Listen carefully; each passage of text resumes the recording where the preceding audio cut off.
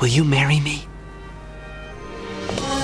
Mary Jane! I already expressed my love for Spider-Man in my previous video, but what I didn't tell y'all is there's one character from the Spider-Verse that I absolutely despise, solely because of how much they put Peter Parker through. It's not any diabolical evildoers like Green Goblin, Carnage, or worst of all, The Wall, but possibly worse, Mary Jane Watson from the 2002 Spider-Man movie. You're probably wondering why? What did she do that could be so bad? Well, I'm gonna show you. I'm going to go through every toxic and manipulative thing she did to Peter Parker. And not just him either, but all the men she was with. And by the end of this video, you'll finally understand why she's the most toxic woman ever. Treat me like what is, don't get me dirty.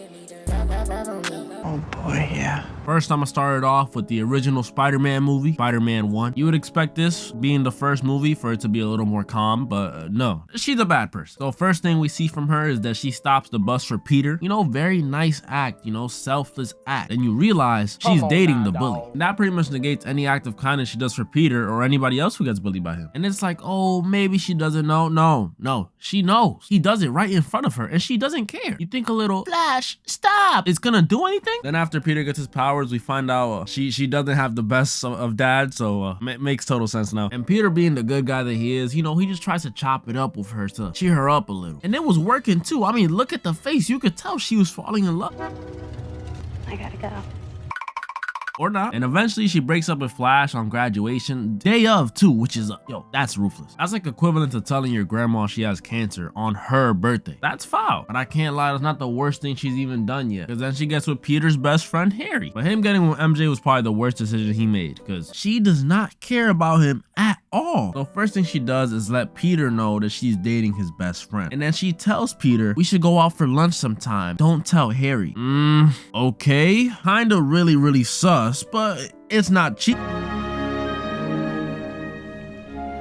I don't think people realize how messed up this kiss is. Okay, so one, she doesn't know the dude. So she doesn't know it's Peter. So as a viewer, you shouldn't feel happy for Peter. She thinks she's kissing some other dude. Two, she's cheating on Harry. And three, she doesn't know the dude. Again, that's nasty. And this is all to say thank you because he saved her once? You're telling me the homeless dude I gave money to yesterday should be trying to make out with me just because I gave him $1? And the worst part about this is that right before this, she was still flirting with Peter. So it seemed like she was gonna cheat regardless. Peter asked how her and Harry were doing. She said, why so interested? Like, and the most messed up part is there is not an ounce of remorse in her face. We don't get to see her reflecting on her actions. If anything, she's open about how much she loves Spider-Man. She was on the phone with Harry talking about, he's just incredible. Like, so incredible. But anyways, I gotta go to bed. Don't let the bed bugs.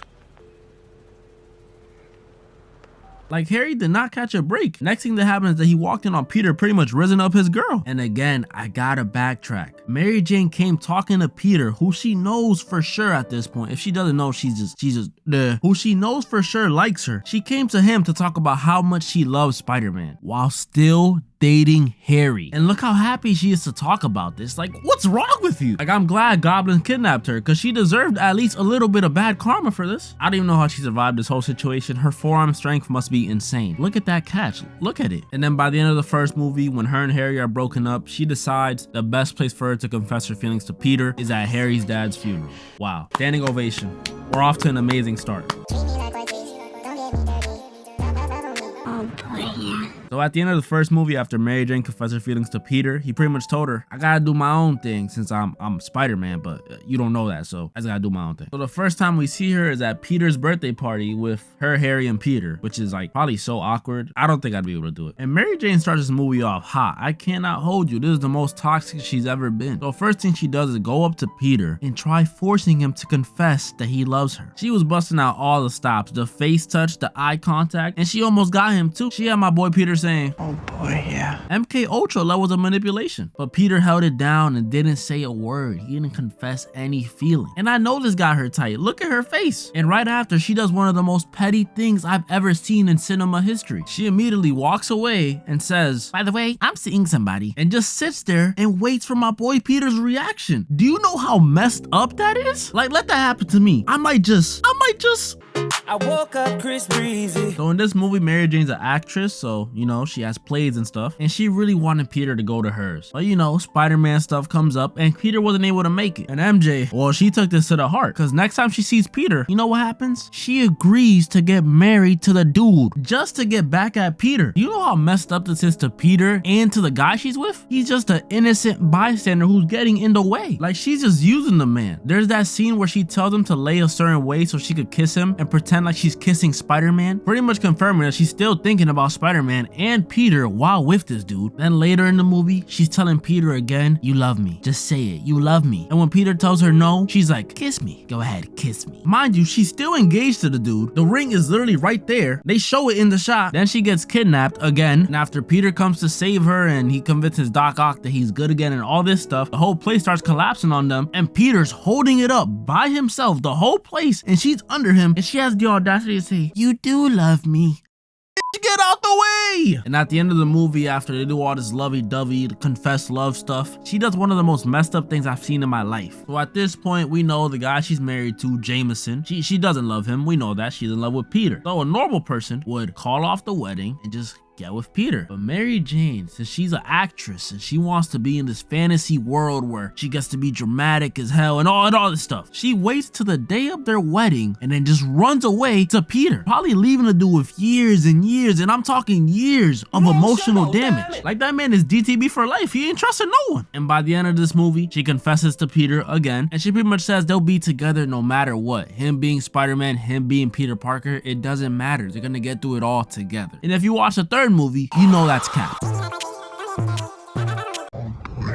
a cinematic standpoint and from the Mary Jane standpoint, this is probably the worst one. Still my favorite though. So at the beginning of this movie, Mary Jane's still an actress, but now she's like big, like Lizzo, fame-wise. And her and Peter are truly in love now. Like, nothing could go wrong. Peter was even ready to get engaged and everything. But then, you know, it's Mary Jane, so nothing could ever be normal in a relationship. She gets fired, which wasn't her fault, okay? That's normal. But normally people who get fired don't start to envy their partner, because that's exactly what Mary Jane does. She starts to get mad at Peter for being Spider-Man, when in the last movie, she literally just accepted that he was Spider-Man and there are things that come with being Spider-Man. So now she's jealous? But let me slow down. I'm not gonna act like Mary Jane is all bad, because Peter was tweaking in this movie. He really kissed Gwen Stacy in a crowd full of people, knowing his girlfriend is right there. Like, he just said bye to her a second ago and he still kissed her in front of everyone. And I thought he would apologize. I honestly did, but he just said, oh, that's just a girl from class. This man is the worst gaslighter on the planet. Mary Jane is still a L though, because when she was mad at Peter, she had the audacity to tell him that's our kiss, when she was doing the same thing in the last movie with her fiance. Mary Jane eventually actually forgives Peter, not being petty at all. She comes to him saying she wants to be there for him and she knows he made a mistake and she forgives him. And like I said, Peter was tweaking this movie. He literally hits her with a, okay, I don't need your help. And since Peter was being so rude to Mary Jane, she thought that the only way to get back at him was to go back to her old ways. So she cheats on him with Harry.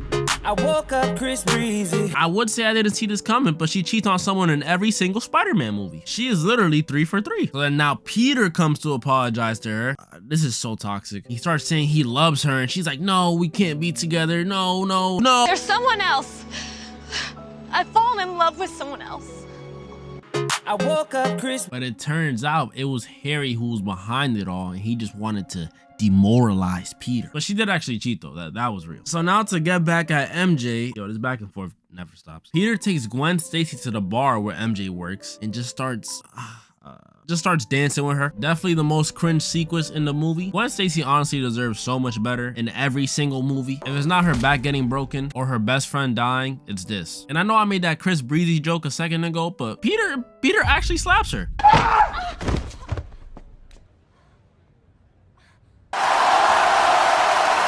Eventually, again, Mary Jane gets kidnapped. And again, she saves herself. I'm telling y'all, that forearm strength. And both of her exes team up to stop the villains. Harry dies though, so I guess she chose the right one. So the movie ends with Peter and MJ, I guess, forgiving each other or something. I don't know, it's pretty vague. They just kind of hold hands and smile at each other. And I could presume they lived happily ever after. As y'all can see though, the 2002 MJ is clearly the most toxic woman ever. But it's not just her. All Mary Janes are like this. There's a 1994 MJ. She was crazy. She literally jumped off a building so Peter could prove that he loved her. And then there was that one time she got sent to another dimension and she eventually came back, but it turned out that wasn't her. That was a water clone, which makes sense because the bitch wasn't crazy. The real MJ actually got remarried in the other dimension to a dude named Paul and forgot about Peter Parker. Then there's the new MJ, Zendaya, who I wasn't gonna mention at all, but as I was recording this video, the trailer for her new movie came out, and clearly she's the worst one of all. I really thought she was super innocent, but no, she was getting tag teamed in that trailer. Mary Jane being a thought has to be a canon event. My condolences go out to Tom Holland. As I said earlier though, MJ is the most toxic woman in the universe. My fellas watching this, try to avoid women like this, because even if you give them the world, the second they go to another dimension, they'll leave you for a guy named Paul. And moral of the story,